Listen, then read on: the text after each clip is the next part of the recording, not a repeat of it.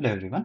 तो आज हम लोग शुरू करने वाले हैं पिलर 1B1, मतलब जो बैंकिंग वाला सेक्टर है ना, जो बैंक्स होते हैं और कैसे क्या होता है उसके बारे में आज बात करेंगे।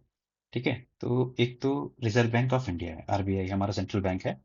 उसकी क्या हिस्ट्री है, कब से क्या बना हुआ है, तो पता होना चाहिए। 1934 में आरबीआई एक्ट आया था। फिर क्या हुआ था कि 1948 में क्या हुआ था, इसके शेयर जो है गवर्नमेंट ने बाय कर लिए। पहले जो है प्राइवेट लोग थे, फिर इसको शेयर गवर्नमेंट ने बाय कर लिए। फिर बैंकिंग रेगुलेशन एक्ट आया 1949 का, उसने इसको सोना से, बाबू सोना से बाहुबली बना दी थी। ठीक है, फिर ये भी है कि आरबीआई कंट्रोल बोर्ड में आरबीआई के मतलब जो आरबीआई कंट्रोल बोर्ड होगा, आरबीआई गवर्नर होगा उस पे, और 4 डिप्टी गवर्नर होंगे। यूजुअली 3 साल का टेन्योर होता है। ये किस पे लिखा हुआ है? आरबीआई एक्ट पे लिखा हुआ है ना, आरबीआई एक्ट ये वाला 1934 पे लिखा हुआ है, मतलब इनके बारे में। ठीक है, जो आरबीआई का फंक्शन होता है, सबसे पहले हम लोग देखते हैं आरबीआई के क्या हमारे पास फंक्शन होता है। ठीक है, तो ये किसका, बैंकर्स बैंक किसका करता है? देखो, बैंक किसका, किसके लिए बैंकर्स होता है? गवर्नमेंट के लिए होता है और बैंक्स के लिए होता है। और मैं बोलूं कि ये जो है लास्ट रिजॉर्ट किसके कहलाता है, तो बैंक्स को कहलाता है। गवर्नमेंट के लिए लास्ट रिजॉर्ट नहीं है। ठीक है, फिर controller of and money supply का 3 काम तो होता है। मनी सप्लाई, इन्फ्लेशन और फॉरेन एक्सचेंज को कंट्रोल करना होता है। रेगुलेटर किसका किसका होता है? बैंक्स का होता है, सब कुछ एनबीएफसी का भी होता है, ऑल इंडिया फाइनेंशियल इंटरमीडिएट्स का भी होता है, डिजिटल पेमेंट का भी होता है। ठीक है, ये चीज थी, ये इसका ध्यान रखना। इसी पे ही क्वेश्चन आते हैं। एक तो ये इंपॉर्टेंट है कि मतलब कि किसी भी प्राइवेट कंपनी को नहीं लोन देता ये। ठीक है ना, प्राइवेट कंपनी को लोन नहीं देता, ये इंपॉर्टेंट है, ये बस ध्यान रखना।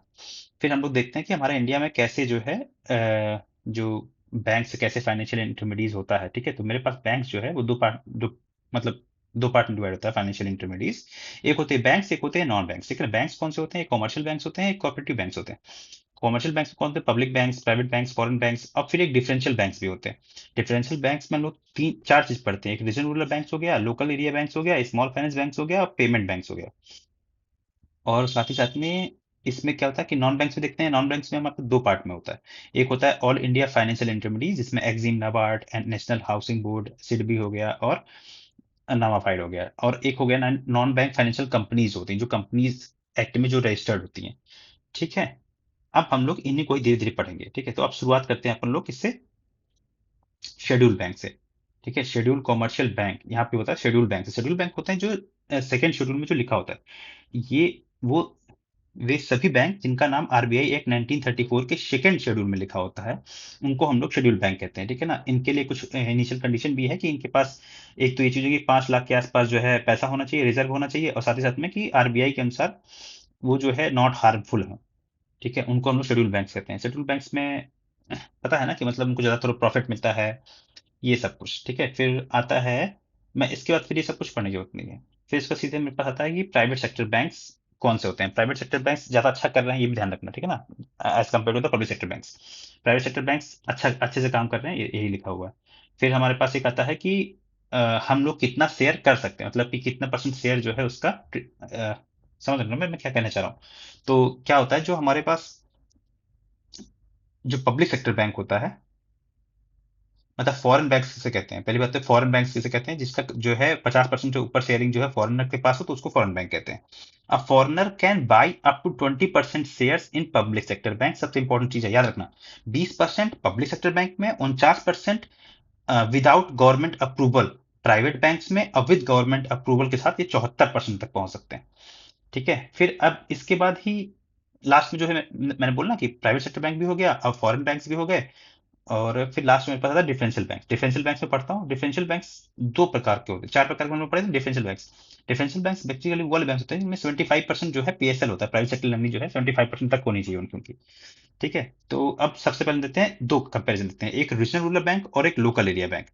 ठीक है, रीजनल रूरल बैंक जो है वो फॉर्म हुए थे आरबीआई एक्ट 1976 के थ्रू, मतलब अमेंडमेंट हुआ था वो 1976 के थ्रू फॉर्म हुए थे। और वहीं जो लोकल एरिया बैंक है वो जो है प्राइवेट मेंबर जो है कोलेबरेट करके बना लेते हैं।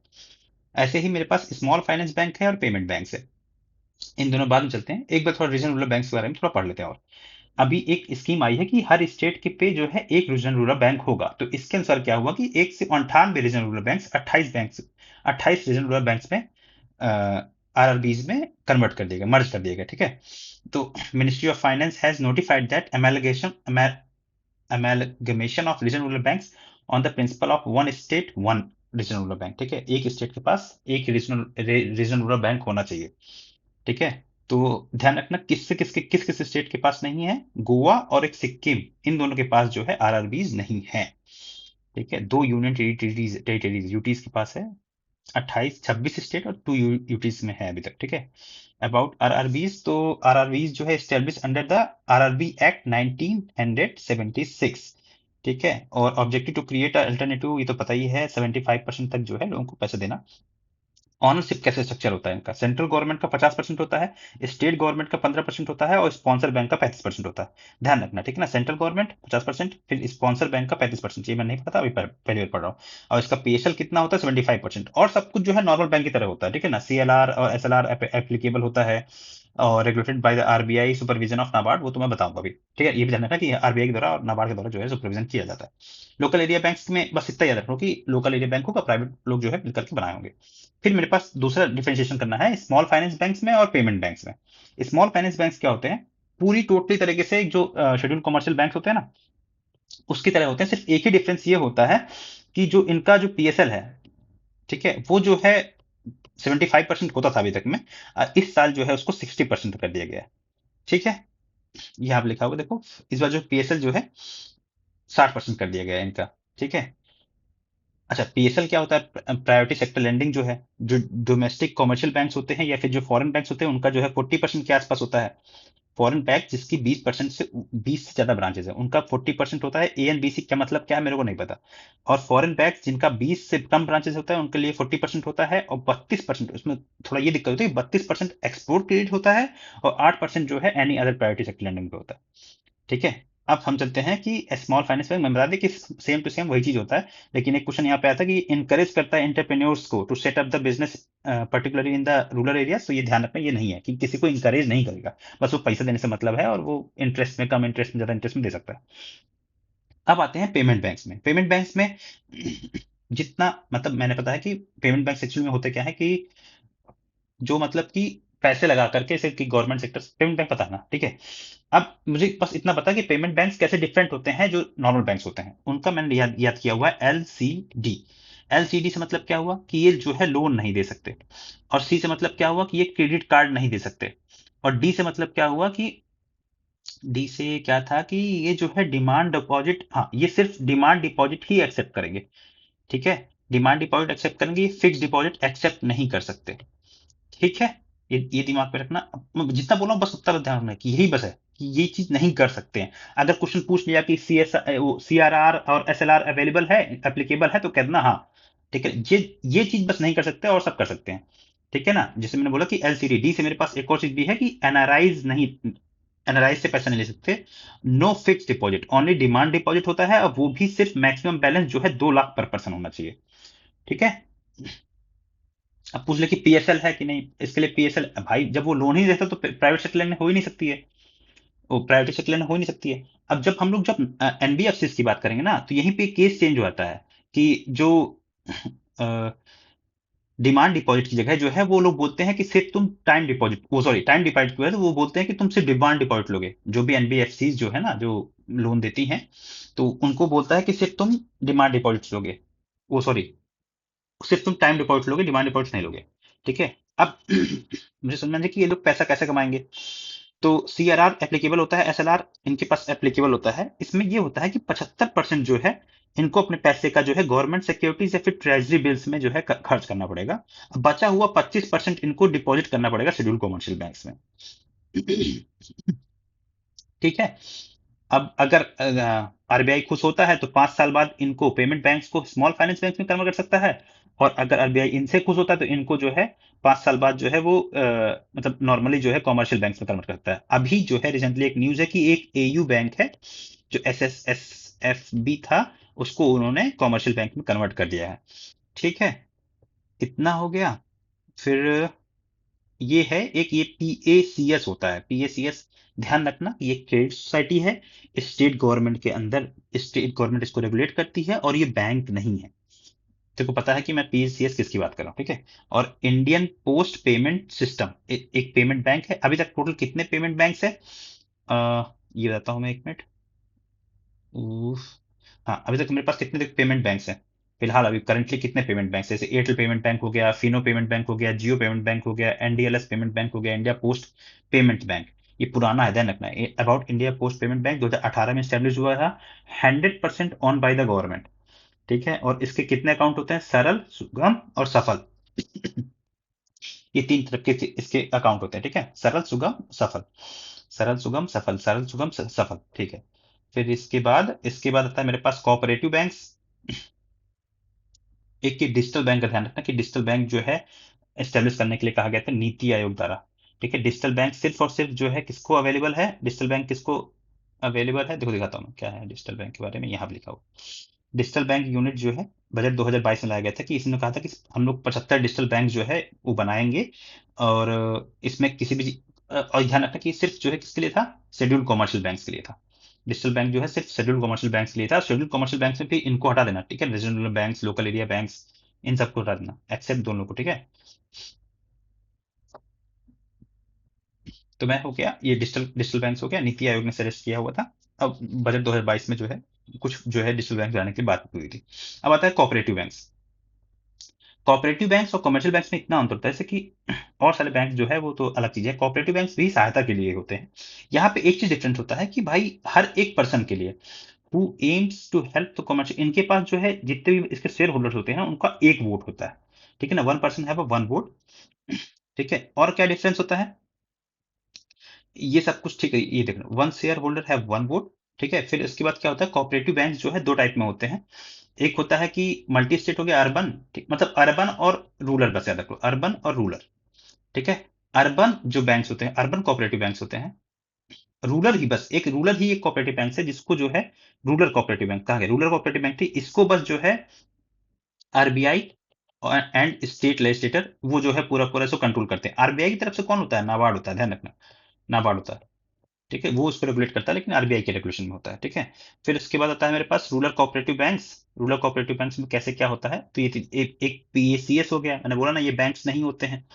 ठीक है, फिर ये जो 10 रुपए ट्रांसफर करते हैं, डिस्ट्रिक्ट सेंट्रल बैंक हो गया, स्टेट सेंट्रल बैंक हो गया, फिर ये पैसा देता है स्टेट बॉन्ड, मतलब जो भी होते हैं उनको पैसा देता है। ठीक है, ये होता है सरप्लस डिपॉजिट्स और नाबार्ड फंडिंग, नाबार्ड फंड करता है ऐसे।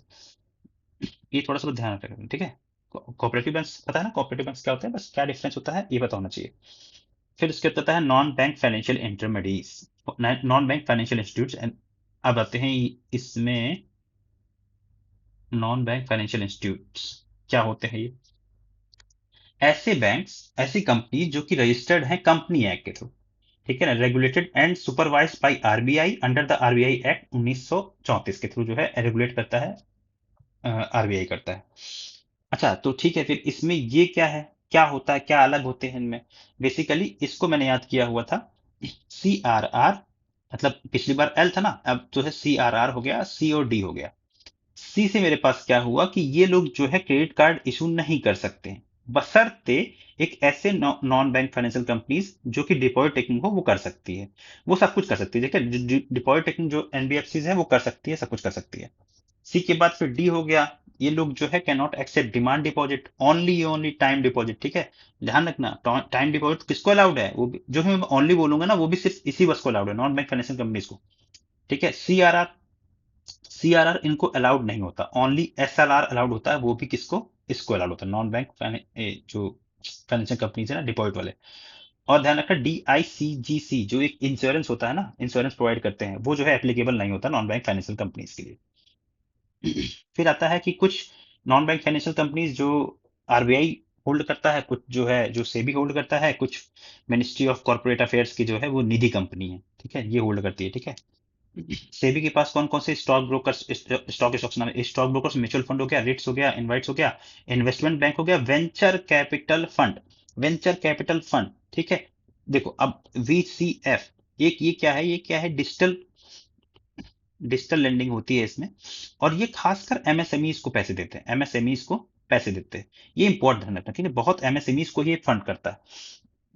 कुछ जो है जो डिजिटल लेंडिंग होती है, तो उसमें आरबीआई ने क्लासिफाई किया हुआ तीन प्रकार के डिजिटल लेंडिंग्स को, गिविंग लोन ऑनलाइन और रेगुलेटेड बाय, जो आरबीआई के द्वारा रेगुलेट किया है वो कौन कौन से बैंक्स हो गया, और P to P lenders, P to P lenders ध्यान रखना, ये भी आरबीआई के अंदर ही आते हैं, ये सारे सारे एनबीएफसी हैं। और जो और कोई रेगुलेट करता है, रेगुलेटेड बाय सम अदर, जैसे कि मान लो कि सेबी हो गया, तो ये वेंचर कैपिटल फंड, ये वेंचर कैपिटल फंड है ना, ये वही है। ठीक है, जो और इसके अलावा कुछ भी और होंगे वो इलीगल होंगे। ये मेरे पास नॉन बैंक फाइनेंशियल कंपनीज हो गया। अब मेरे पास आता है एक ऑल इंडिया फाइनेंशियल इंटरमीडिएट्स। और इंडिया फाइनेंशियल इंटरमीडिएट्स हैं, ये क्या होते हैं, ये बेसिकली ये पैसा कहाँ से पाते हैं, ये कहाँ कहाँ से पैसे लेके आते हैं, आरबीआई से लोन लेंगे या फिर बॉन्ड्स इशू करेंगे, लेकिन कोई डिपॉजिट्स नहीं होता है, ध्यान रखना। ठीक है, क्योंकि बैंक की तरह काम नहीं करते।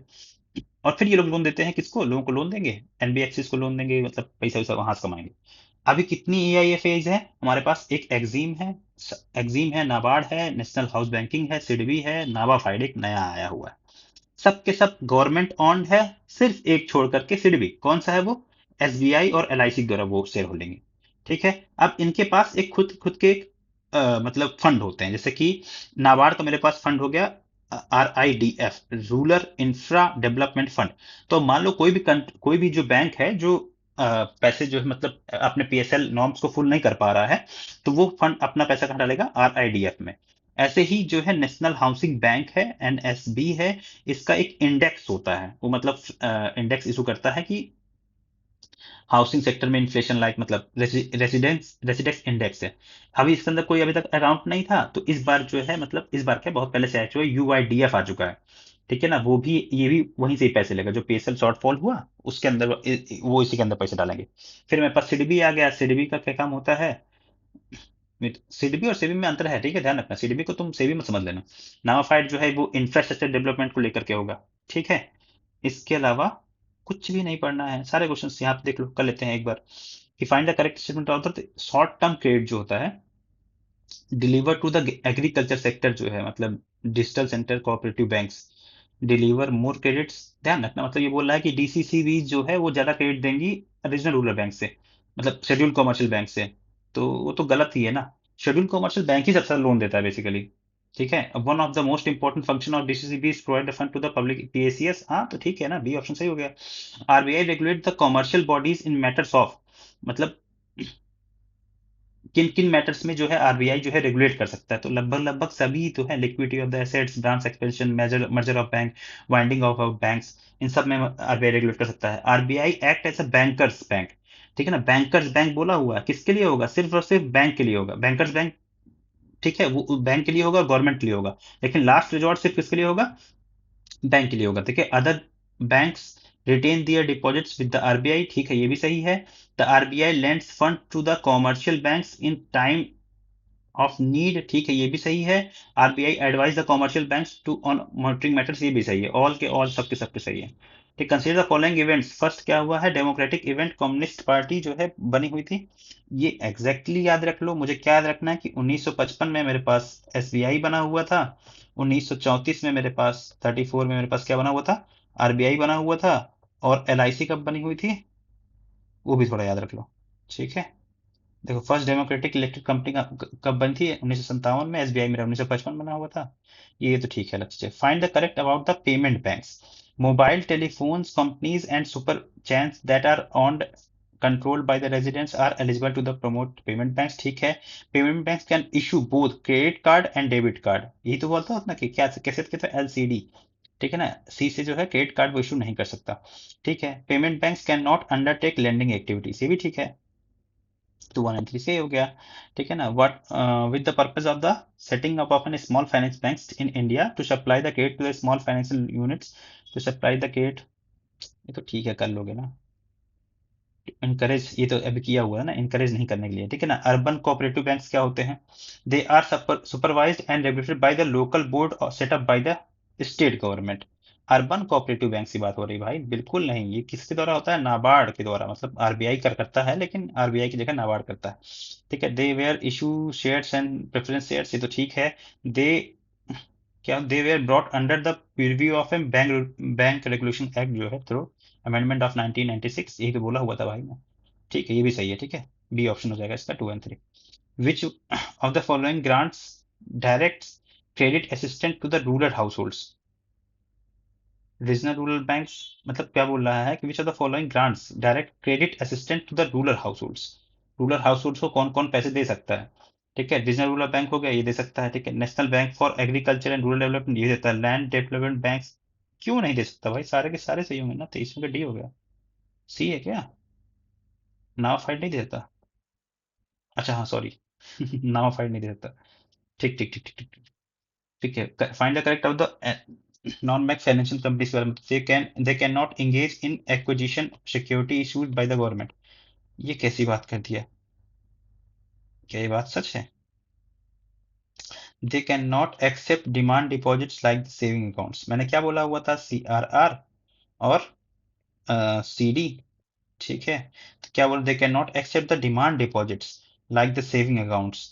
डिमांड डिपॉजिट्स को क्या एक्सेप्ट नहीं कर सकते, बल्कि कर सकते हैं, डिमांड डिपॉजिट कर सकते हैं, टाइम डिपॉजिट नहीं कर सकते, है ना? टाइम डिपॉजिट कर सकते हैं, NBFCs कर सकते हैं बस।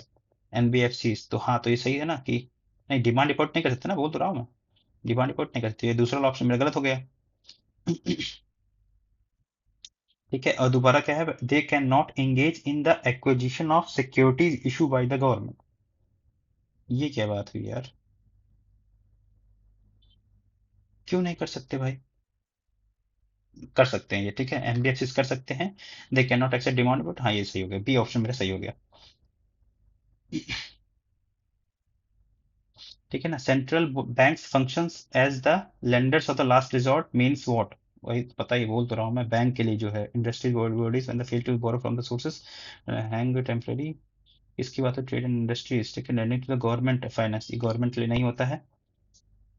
फिर प्रोवाइडिंग लिक्विडिटी, ये हो गया lending to the trade and industry setup bodies when they fail to borrow from the other sources, नहीं ये सब कुछ नहीं है। नॉट गिविंग इंडस्ट्रीज, इंडस्ट्रीज को नहीं मिलता है, ठीक है ना, ध्यान रखना, लेंडर्स ऑफ लास्ट रिजॉर्ट पहले किसका है? उसी का ही है, और इंडस्ट्रीज को नहीं मिलता है, बैंक्स और गवर्नमेंट्स को मिलता है। Which was the earliest event take place, ठीक है, nationalisation of the insurance company, ये तो बाद में हुआ था ना शायद, पहले SBI बना हुआ था 1950। ठीक है, एंगेजमेंट ऑफ बैंकिंग रेगुलेशन, ये तो 1934 में हो गया था। Enactment of banking in first 5 year plan, ये तो बाद में हुआ था। सबसे पहले मेरे पास सी ऑप्शन हो जाएगा, ठीक है, फाइंड द करेक्ट वन, ठीक है ना। National house banking, the apex institution of the housing finance in India, was set up by as a wholly own subsidiary of an RBI। SIDBI was established as a wholly owned subsidiary of the Industrial Development Bank of India। लेकिन शुरुआत में तो national housing banking तो setup wholly, देखिए apex institute of housing finance in India who setup as a wholly owned subsidiary of an RBI। देख लेना ये वाला, ठीक है। फिर इसके बाद मेरे पास आता है, इसके बाद मेरे पास आता है कि मतलब ठीक है, हमने बैंक के बारे में तो पढ़ लिया, अब मेरे पास आता है कि टाइप्स ऑफ लोन्स, कैसे लोन कैसे देते हैं, और लोन्स में क्या क्या होल होते हैं, क्या क्या दिक्कत हो गई, नॉन परफॉर्मिंग एसेट्स कैसे कैसे हो गए। ठीक है, टाइप्स ऑफ लोन, तो मैं टाइप्स ऑफ लोन 3 प्रकार से पढ़ता हूँ, ठीक है। एक तो मेरे पास होता है कि जब मैं इंटरेस्ट रेट के बेसिस पे मैं पढ़ता हूँ, तो इंटरेस्ट के बेसिस पे मेरे पास दो होते हैं, एक फिक्स्ड होता है, एक फ्लोटिंग होता है। फ्लोटिंग में हमारे पास होता है टीजर्स लोन। टीजर्स लोन मतलब ऐसे लोन्स होते हैं, देखो यहाँ पे क्वेश्चन है ना, यहाँ पे Y is the offering of the teasing loans by the economical banks can cause a economic concern. Teasing loans are considered to be an aspect of an subprime lending. Subprime lending क्या होती है?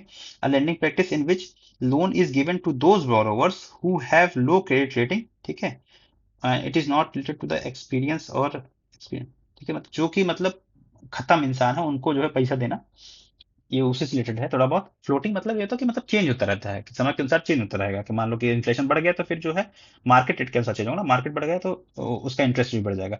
अब borrowers के basis पे, borrowers के prime basis है, मतलब prime borrowers हो गए जो मतलब पैसा वापस कर देंगे, सब प्राइम बेसिस हो गए, सब प्राइम बोरोवर्स, ये इंडिविजुअल की बात हुई है, ठीक है, जिसके पास कैपेसिटी नहीं है वापस करने की। और ओवर लेवरेज कौन से होते हैं? कंपनी की बात होती है। कैपेसिटी जॉम्बी लैंडिंग होती है, कि मतलब लेते हैं हम लोग नया लोन ताकि हम पुराना लोन चुका सकें। फाइनेंशियल डेप्ट, नॉन फाइनेंशियल डेप्ट, फाइनेंशियल डेप्ट वैसे डेप्ट होते हैं जो हम किसी को और को पैसे देने के लिए यूज करते हैं, और नॉन फाइनेंशियल डेप्ट खुद के लिए यूज करते हैं, ठीक है।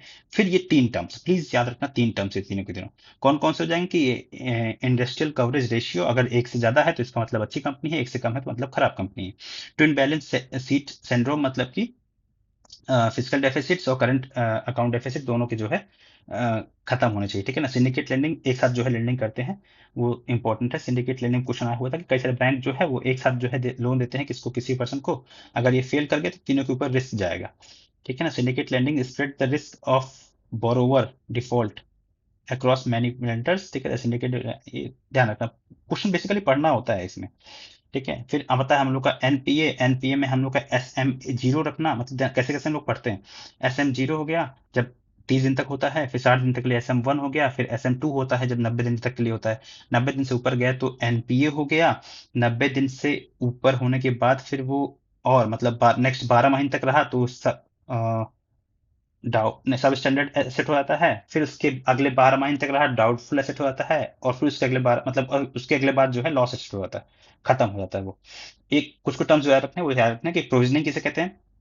प्रोविजनिंग क्या होता है कि मतलब कि एक फंड जो है अलग से इकट्ठा करना, ताकि अगर एनपीए होता है तो उसको ठीक किया जा सके। लोन राइट ऑफ क्या होता है कि जो एनपीए है उनको हटा दो, ठीक है ना, सीट से, मतलब जो अपने उनके पास बैलेंस शीट है उससे हटा दो।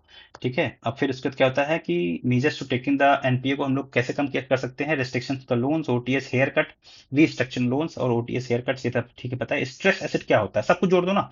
स्ट्रेस एसेट कितना हो गया, एनपीए हो गया, प्लस में लोन राइट ऑफ हो गया, अब प्लस में मेरे पास जो रीस्ट्रक्चर मैंने किया हुआ है वो सब जोड़ दो तो हमारे पास हो जाएगा। ठीक है ना, एवरग्रीन तो पता ही है। फिर कैसे हम लोग इनको ला सकते हैं, मतलब कैसे दोबारा जो एनपीए हो जाए हैं उनको कैसे कर सकते हैं, वो तो रेक्टिफिकेशन, रिस्ट्रक्चरिंग, रिकवरी। ठीक है। फिर सरफराशी एक्ट मुझे याद रखना है, और इसमें किसको नहीं, कौन एप्लीकेबल नहीं है, मतलब जो एक बोरोवर है वो कौन एप्लीकेबल नहीं है, और दूसरा जो है कि पावर सरफराइसी पावर जो लेंडर्स है उसको कौन कौन एप्लीकेबल नहीं, वो याद रखना। पता है तुम्हें ना, सब कुछ पता है। ये ध्यान रखना थोड़ा सा कि मतलब डेप्ट रिकवरी ट्रिब्यूनल होता है, फिर ये हाई कोर्ट तक जा सकते हैं। ठीक है ना, एक ये होता है डेप्ट रिकवरी ट्रिब्यूनल, फिर डेप्ट रिकवरी एपीलेट ट्रिब्यूनल, फिर इसको हाई कोर्ट तक जाते हैं। एक्सेप्शन क्या होते थे कि not applicable on the former loans, farmer note not collateral होता है। ठीक है, किस पे एप्लीकेबल नहीं होता, ध्यान रख लो। अनसिक्योर्ड लोन से, अनसिक्योर्ड मतलब जिस पे जो है कोलेटरल नहीं दिया गया हो। एग्रीकल्चर लैंड, इस पे नहीं होता। लोन जो कि 1 लाख से कम है उस पे नहीं एप्लीकेबल होता है। Amount less than 20% of the principal, मतलब जिसमें अमाउंट, जिसमें प्रिंसिपल का 20% से कम जो बचा होगा, उस केस में सरफराइशी एक्ट नहीं लाया जाता। ठीक है, और लेंडर्स की परस्पेक्टिव से देखें तो कौन, मतलब कौन कौन यूज करता है, एंड ऑल बैंक से सारे सारे बैंक हो सकते हैं। ठीक है, और फिर हाउसिंग फाइनेंस कंपनीज हो गई, और फिर NBFC which full to conditions simultaneously, अगर दोनों एक साथ मतलब दोनों कंडीशन वो एक साथ फुलफिल कर देता है एनबीएफसी, तो उसको अलाउड है। कौन कौन सा है कि asset of the NBFC is of, मतलब 100 करोड़ के आसपास होना चाहिए, फिर उससे ऊपर का होना चाहिए एसेट जो है एनबीएफसी का। लोन गिवन, जो लोन जो दिया है उसने 20 लाख या फिर उससे ऊपर का होना चाहिए। फिर मेरे पास आता है इंसॉल्वेंसी एंड बैंक्रप्सी कोर्ट्स, ये तो तुम्हें पता ही है, सब पता ही है कैसे कैसे क्या क्या चीजें होती हैं। नाम टर्म्स याद रखो, लेंडर्स गो टू, मतलब अब लेट्स सपोज कि it is a wilful defaulter, incapable defaulter है। अगर इनकैपेबल हो गया तो सरफराइसी का तुरंत यूज कर लो। विलफुल है, और लेंडर जो है वो इंडिविजुअल है, नहीं सॉरी कंपनी है तो वो एनसीएलटी हो गया। अगर वो इंडिविजुअल है, बरोबर है, तो वो डीआरटी हो गया। ठीक है ना, तो अब फिर वो लोग जो है एक प्रोफेशनल को अपॉइंट करते हैं कि इसका तुम्हें पता है इंसॉल्वेंटी प्रोफेशनल होता है, उसके बारे में लिखा हुआ है। लेकिन हाँ, ये ध्यान रखना कि मिनिमम डिफॉल्ट जो है 1 करोड़ से ऊपर का होना चाहिए। वो पर्सन जो है कहाँ से आता है, उसके लिए एक बोर्ड बनाया हुआ है, insolvency bankruptcy board of India. ठीक है, यही जो है पर्सन ट्रेंड करता है, इन सबको एजुकेशन प्रोवाइड करता है, लॉ लाइसेंस जो भी है। और इसी ने ही एक पोर्टल भी बनाया हुआ है, वो NESL है। ठीक है, national e governance service limited है, जिसमें डाटा स्टोर होता है, जो भी जिन लोगों ने जो है एनपी, मतलब समझ रहे हो ना, जिन्होंने जो किया हुआ है। फिर उसके बाद क्या है, कुछ टर्म्स हैं, टर्म्स कौन कौन से, CIRP, PIRP। CIRP यही प्रोसेस को कहते हैं। PIRP क्या होता है, प्री पैक्ड, मतलब पीछे जो है किसी दरवाजा, मतलब पर्दे के पीछे जो है सॉल्व कर लो। PIRP कह गया, CIRP हो गया, और NCLT हो गया, DRT हो गया। ठीक है, और NESL हो गया, national e governance service limited. अब आते हैं क्या क्या रिफॉर्म्स लिए गए हैं टू कर्व द एनपीए। एक तो ये बनाया गया है CRILC, इसका फुल फॉर्म क्या है, central repository of information on large credit. ठीक है ना, इसमें क्या है कि अगर 5 करोड़ से ऊपर किसी बैंक ने लोन दिया हुआ है किसी को, तो वो जो है इस पे इंफॉर्मेशन डालेगा। अभी ये चल रहा है कि हम लोग जो है ऐसा करते हैं, NESL और CRILC को मिला करके एक पब्लिक क्रेडिट रजिस्ट्री बना देते हैं। ठीक है ना, एक ही प्लेटफॉर्म बनाते हैं जिसमें उसका नाम क्या हो जाएगा, पब्लिक क्रेडिट रजिस्ट्री हो गया। LEI नंबर क्या होता है कि number given to the corporate buyer, जो बायर्स ने लोन लिया हुआ है, कॉर्पोरेट बायर्स ने, उसका जो है LEI नंबर दिया जाता है। Fungibility of economic offence act 2018 है, अगर कोई बोरोवर्स भाग गया, then bank have right to acquire its Indian property. Cross border के लिए क्या होता है मतलब ये बातें कर रहे हैं कि आपस में ऐसा कुछ किया जाएगा। लेकिन एक एक अपडेट ये ध्यान रखना कि एक इंडिया ने जो है ज्वाइन किया हुआ है Karin asset recovery group. Karin asset recovery नाम से ही पता चल रहा है कहाँ का है ये, Camden asset recovery inter agency network है। इसको अभी ईडी ने अभी इसे ज्वाइन किया हुआ है, ठीक है। ये कहाँ का है, aims to for for fight criminal proceeding world wide, this helps in tracing movable and immovable asset to the criminal activities. इसमें 50 नेशंस हैं, ये शायद लंदन का है अभी, ठीक है ना। एक बार देख लेते हैं ना, Karin Karin Karin Karin RIN based on which country.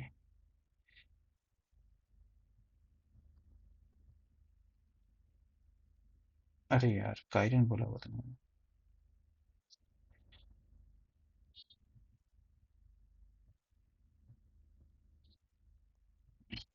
देखो अब लिखा हुआ ना, कैरन जो है Camden asset recovery agency, it is not based on a single country but it is a present in the Europe में। हेडक्वार्टर कहाँ पे है, नीदरलैंड पे। अच्छा नीदरलैंड पे हेडक्वार्टर, ठीक है। ईडी ने ज्वाइन कर लिया, ठीक है। एक यही डेवलपमेंट है, अच्छे से रखना। फिर हमारे पास था DICG एक्ट आता है, ठीक है ना। मतलब कि 5 लाख तक का लोन प्रोवाइड किया जाएगा अगर कोई जो है एनपीए हो जाता है। अब इसको जो है इसमें कुछ अपडेट करने की कोशिश है कि 5 लाख को बढ़ाया जाए, और साथ ही साथ में ये भी चीज है कि जो है अ, मतलब कि जो ज्यादा जो ऐसा खतरे वाला बैंक है तो उसके लिए जो है जो प्रीमियम है उसको थोड़ा ज्यादा बढ़ाया जाए, ठीक है। फिर इसी से रिलेटेड है एक जो है फॉरेक्स हेजिंग कहते हैं, नाम याद रखो बस, फॉरेक्स हेजिंग। वो किस लिए है, जो मतलब मान लो कि फ्लक्चुएशन होता है पैसों में, करेंसी जो है फ्लक्चुएट होती है, समझ गए ना, किस लिए, तो वो उसके लिए है कि वो इंश्योरेंस उसमें प्रोवाइड करेगा। फिर बैड बैंक में दो है, ध्यान रखना। NARCL, बोलते हैं उसको, एसेट रिकंस्ट्रक्शन कंपनी है, एसेट को रिकंस्ट्रक्ट करने वाली कंपनी है। और AMC है, एसेट मैनेजमेंट कंपनी है। ARC क्या करती है, शुरुआत में वो वही लेती है एसेट, ठीक है। और वो 15% के आसपास, मतलब 15% एक लिमिट, मैं ऐसे अप्रोक्सीमेट बता रहा हूँ कि पहले कुछ पैसा दे देगी उसको, और कुछ जो है गवर्नमेंट सिक्योरिटीज दे देगी। अब फिर उसके बाद जो है AMC का रूल होता है, ठीक है ना। वो AMC मैनेज करता है कहाँ से वो कैसे क्या क्या लेकर के आएगा। ध्यान रखना है ये वाली बात है कि ये जो है कंपनी एक्ट में दोनों के दोनों रजिस्टर्ड है। इसमें किसी में भी RBI या फिर गवर्नमेंट का कोई शेयर नहीं है, ठीक है ना।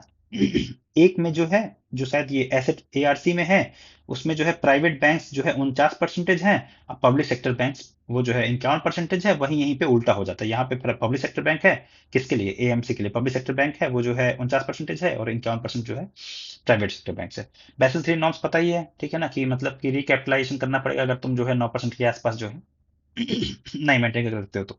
एनपीए जो है, DSIB क्या है, डोमेस्टिक सिस्टमेटिक इंपॉर्टेंट बैंक है। जैसे SBI है, ये जो है नहीं खतरे पे आना चाहिए, बस ये चीज है। और बैंक बोर्ड ब्यूरो, अब इसका नाम जो है चेंज कर दिया गया है। अब इसका नाम क्या रखा गया है, अब इसका नाम रखा गया है,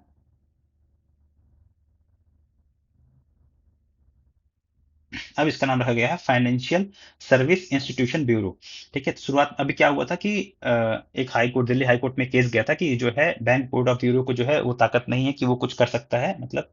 तो अभी गवर्नमेंट ने उसका नाम चेंज कर दिया गया था। ध्यान रखना कि यही जो है इसका चेयरमैन जो है, क्वेश्चन इस पे 2 बार आ चुका है, ठीक है ना। इस पे पहले इंपॉर्टेंट बात है कि इसका चेयरमैन जो है वो RBI का नहीं होता है, ठीक है। और यही जो है सब कुछ जो हेड वेड होता है, जैसे SBI का हेड हो गया, ठीक है ना, उन सबको यही चूज करता है। RBI को तो सेंट्रल गवर्नमेंट चूज करती है, ठीक है। फिर उसके बाद प्रॉम्प्ट करेक्टिव एक्शन फ्रेमवर्क, ये एक ऐसा फ्रेमवर्क है, मतलब इसमें पनिशमेंट दिया जाएगा अगर तुम लोगों ने जो है, बैंक ने जो है अगर सही से जो है फॉलो नहीं किया, तो ये पनिशमेंट है, स्टिक है, मतलब मान लो, ठीक है। तो ये किस पे एप्लीकेबल नहीं होता है, एप्लीकेबल हो जाता है बैंक, शेड्यूल कमर्शियल बैंक पे तो एप्लीकेबल है, डिपॉजिट टेकिंग NBFC पे भी एप्लीकेबल है, रीजनल रूरल बैंक्स पे भी एप्लीकेबल है, अर्बन कोऑपरेटिव बैंक्स में भी एप्लीकेबल है। अभी रिसेंटली एक अपडेट हुआ है कि गवर्नमेंट ऑन्ड जो है NBFCs है, जैसे कि UTI म्यूचुअल फंड्स, इन पे भी एप्लीकेबल है, ठीक है। ये एक नया अपडेट है। क्रेडिट रेटिंग एजेंसीज हैं, ठीक है। क्रेडिट इंफॉर्मेशन कंपनी है, वो आइस, ध्यान रखना कि इंडिविजुअल के लिए रेट करती है, वो नंबर्स में देती है, numerical value, regulated by RBI। और जो क्रेडिट रेटिंग एजेंसी है वो सिडबी है, और वो अल्फाबेटिक न्यूमेरिकल्स में देती है। और कुछ याद रखना, ICRA हो गया, फिटेक हो गया, ठीक है ना, केयर हो गया, मूडी हो गया, ये सब जो है किसके हैं, ये क्रेडिट रेटिंग एजेंसीज है, ठीक है। इसमें इतना हो गया। फिर बस एक चीज और याद रखना है, क्या याद रखना है कि अभी रिसेंटली क्या क्या पोर्टल्स हैं। एक तो बैंकेट ई ऑक्शन पोर्टल याद रखना, ठीक है ना, बैंकेट ई ऑक्शन पोर्टल, ये बस याद रखो यार थोड़ा सा, ठीक है, ये मैं बता रहा हूँ ओवरऑल क्या क्या पोर्टल्स बनाए गए हैं। ठीक है, ये तो मैंने बता दिया, फॉरेक्स हेजिंग किया था, बॉन्ड क्रेडिट सेटिंग कार्टिंग ये बता दिया मैंने पूरा का पूरा। ठीक है, और ये पूरा का पूरा हो चुका है। बैंक इंसॉल्वेंसी, बैंक वाला याद रखना, ठीक है ना। अभी कुछ जो है सेल्फ रेगुलेटरी ऑर्गेनाइजेशंस है, मतलब कि खुद को रेगुलेट करने के लिए एक ऑर्गेनाइजेशन है। Non governmental organisation that regulates a particular industry, जैसे कि फिनटेक कंपनीज को जो है कौन रेगुलेट करती है, वो फेस है। पेमेंट सेक्टर ऑपरेटर को PRA self regulating PSO association है। ठीक है, ये गौर RBI ने इन सबको अप्रूवल भी दिया हुआ, ठीक है ना। नॉन बैंक फाइनेंशियल कंपनी के लिए फिडेक है, फिडेक। ठीक है, अर्बन कोऑपरेटिव बैंक्स के लिए NUCFDC है। ये एक्चुअली मतलब जैसे कि न्यूज ब्रॉडकास्टिंग जैसे डिजिटल है, तो इनको कौन सेल्फ रेगुलेट करने के लिए इन लोगों को आपस में मिलकर के अपनी बॉडी बनाते हैं, वही चीज है। ध्यान रखना, फिनटेक के लिए फेस, फिनटेक का जो है फेस हो गया, ठीक है। Payment system operator SPRA, SPRA. ठीक है ना। नॉट बैंक फाइनेंशियल कंपनी फिडेक डिक हो गया बैंक इसमें। Urban cooperative banks NUCFDC। ठीक है, ये हो गया, ये चीज हो गई है, ये सब चीजें इंपॉर्टेंट नहीं है। मतलब एनपीए में जो है वो के सेप्ड है, मतलब ऐसा बोला है आरबीआई ने।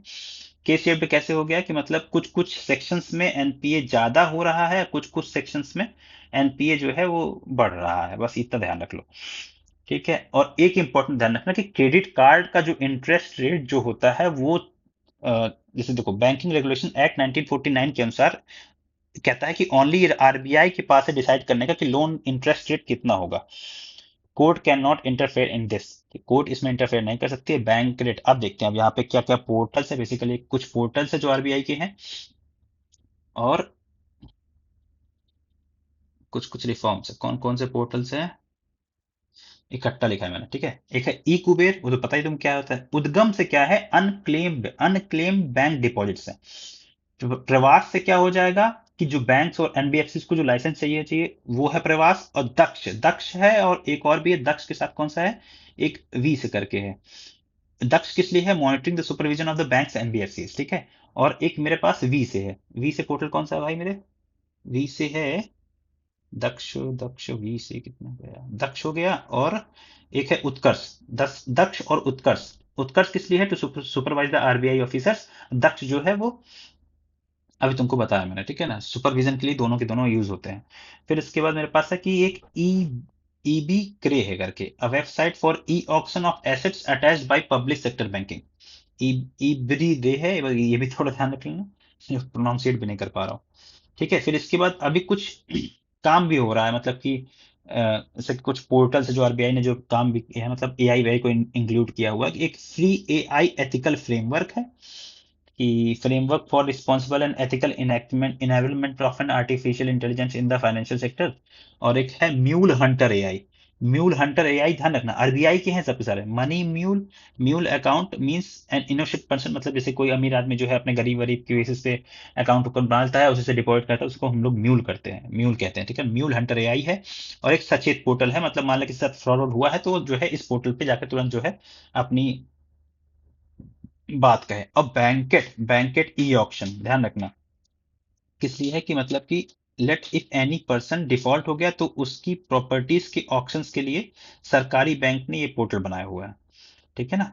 उसके एसेट जो है वो लेकर के आएंगे। ये किसके अंदर आता है, ये department of finance service undertaking, ठीक है। इसके अलावा पूरा पूरा ये खत्म हो चुका है, ठीक है, थैंक यू।